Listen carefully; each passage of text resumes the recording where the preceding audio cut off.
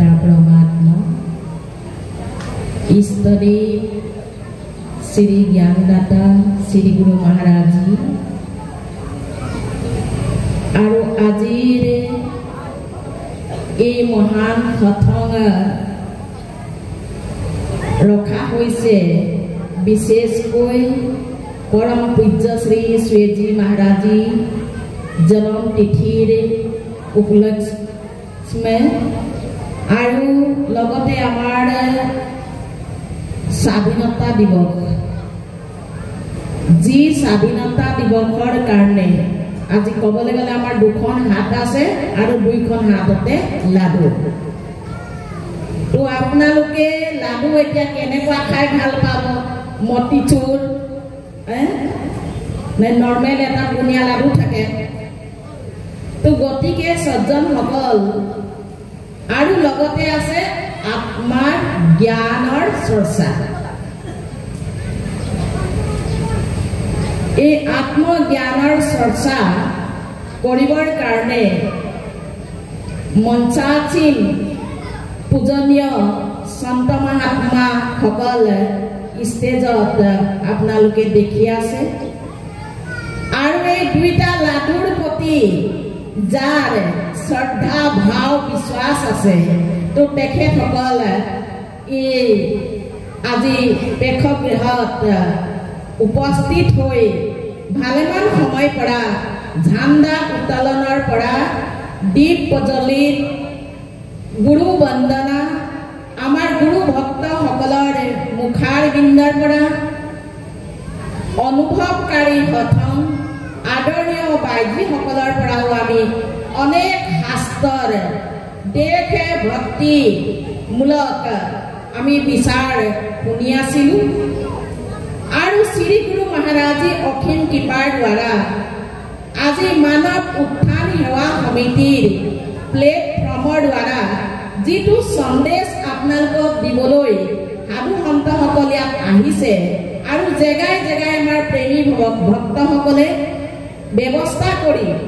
बहुत यत्नरे आपनालोকক जनाबर कारणे और आत्मज्ञान गुरुजनर सन्देश आमार भारतवर्ष गुरुर परम्परा विशेषता आछे সেই गतिके आज श्री गुरु महाराजीर उद्देश्य कि सकलोए आत्मज्ञान प्राप्ति करी मनुष्यर जीवनटो सफल और सार्थक बनाब महाराजीर सन्देश और भक्त सकलेও আজি সেই सन्देश दिबर कारणे कोनोबा নহয় कोनोबा तिथि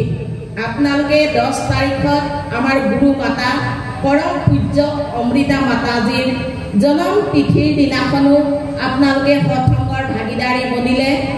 और भजन कीर्तनर लाभ उठाले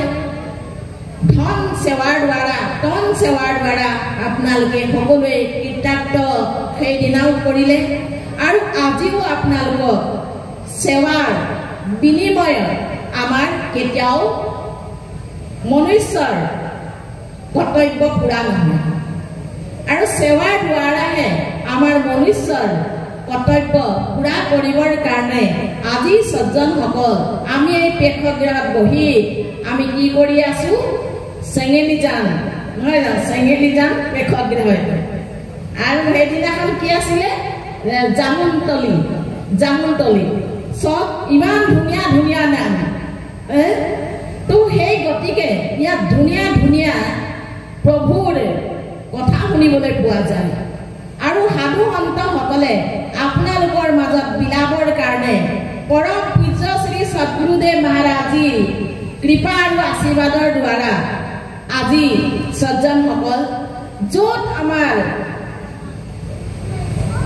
এনেকুৱা भक्त আছে श्रद्धा आछे भक्ति आछे समाज सेवा करा विचार आछे किन्तु रास्ता नाई और जो रास्ता बंद है ताते श्री गुरु महाराज जी अखिल कृपार द्वारा रास्ता देखुवाई दिया है जी रास्ता आज बंद दिन बुलिও कब पारि निजे निजर इच्छा मते कोनोबाई घरते आछे আৰু কোনোবাই আহি সৎসংগৰ লাভ উঠাইছে সাধু সন্তৰ সংগত বহি ভক্তিৰ যিটো প্ৰশ্ন হয় তাক সজ্জনসকল জানিবৰ কাৰণে চেষ্টা কৰিছে। এইকাৰণে আমাৰ সাবজেক্ট আমি দুটাই চলাই আছো, আদিবাসী আৰু অসমীয়া। দুটা সাবজেক্ট ধুমধামেৰে আমি 11 বজাৰ পৰা আমাৰ দুটা সাবজেক্ট চলি আছে। এই সাবজেক্ট দুটাৰ ভিতৰত আপোনালোকে বিশেষকৈ ধ্যান আমাৰ ক'ত হ'ব লাগে? অসমীয়া ন, যিটো আমি অসমত আছো। এইকাৰণে পূজনীয় মাইজী মোক কৈছে বোলে তুমি অসমীয়াতে শুনোৱাবা, কিন্তু অসমীয়া আমি শুনোৱাবলেও যোগ্যতা হয় নহয় এইটো নাজানো। কেলে 12 জেগাত 16 ভাষাত থকা মানুহ, গতিকে আমাৰ ইফাল সিফাল হৈ যাব পাৰে। আপোনালোকে নিজেই শুধৰাই ল'ব। এটা ভজন আছে অসমীয়াই, তো সকলোৱে গাব। बोले श्री सद्गुरुदेव महाराज की जय। काकुति कोरिसु ओ भगवान, मिनति कोरिसु ओ भगवान। काकुति कोरिसु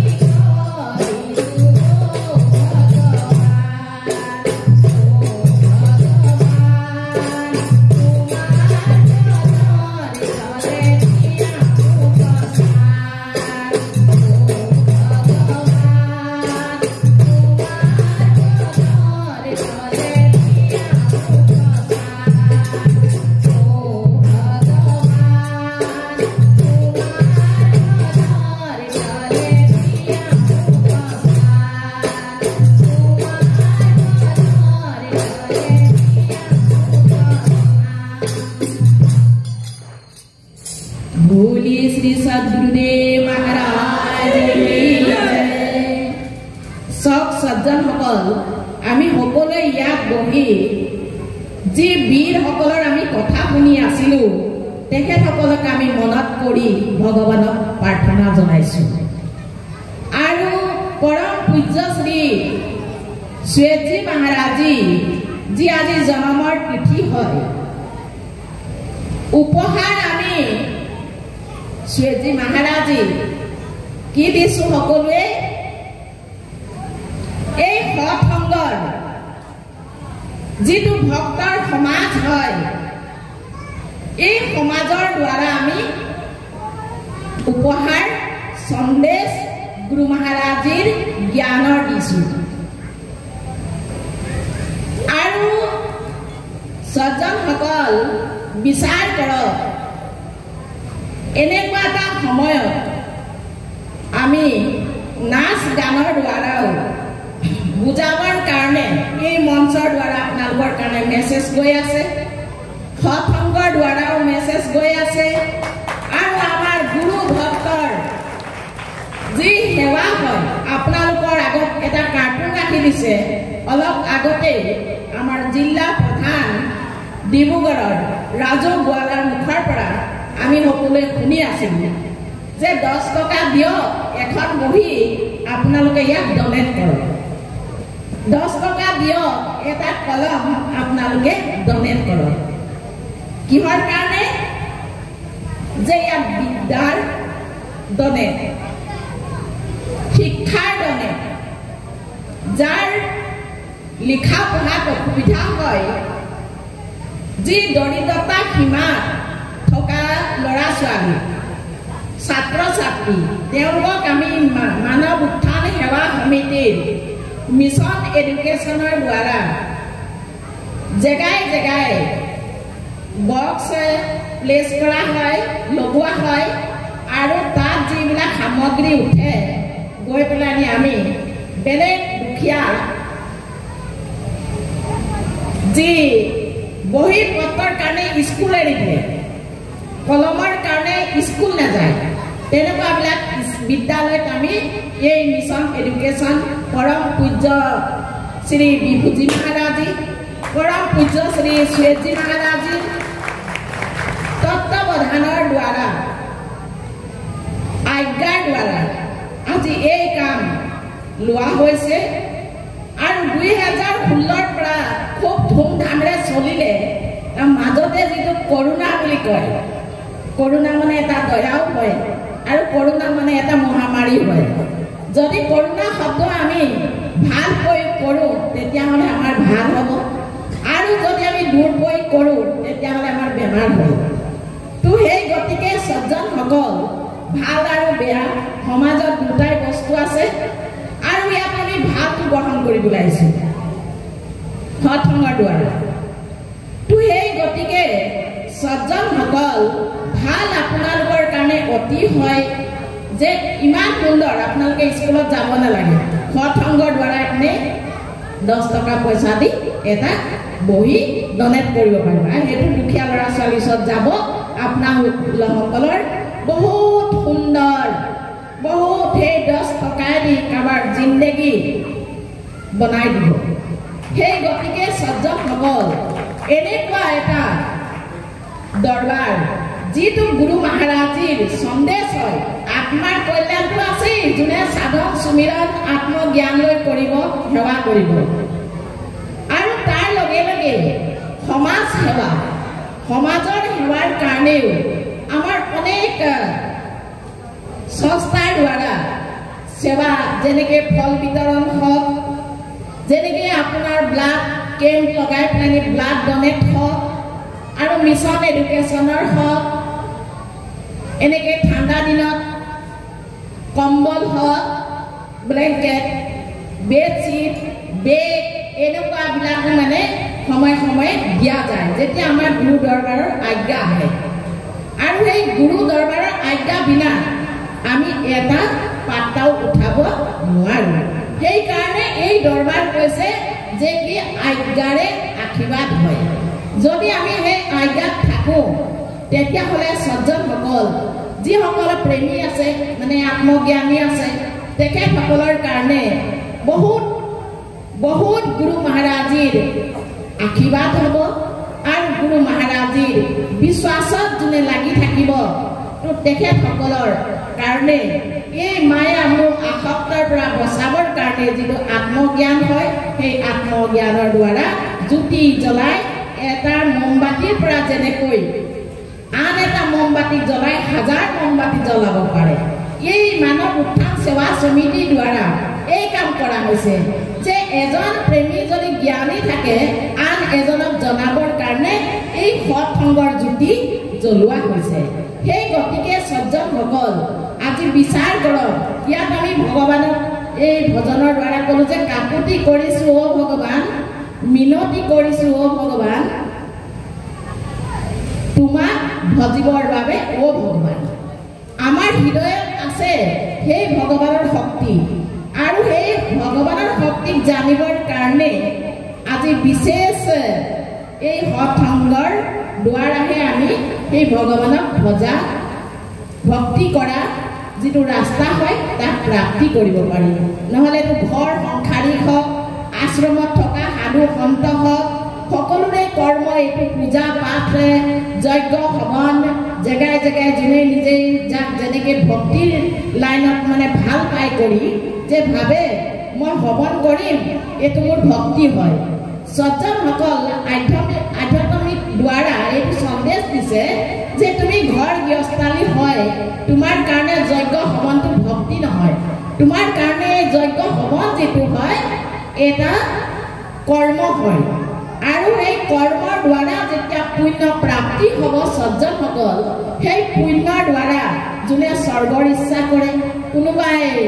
বৈকুণ্ঠ লোকৰ ইচ্ছা কৰে তো তেনেধৰণে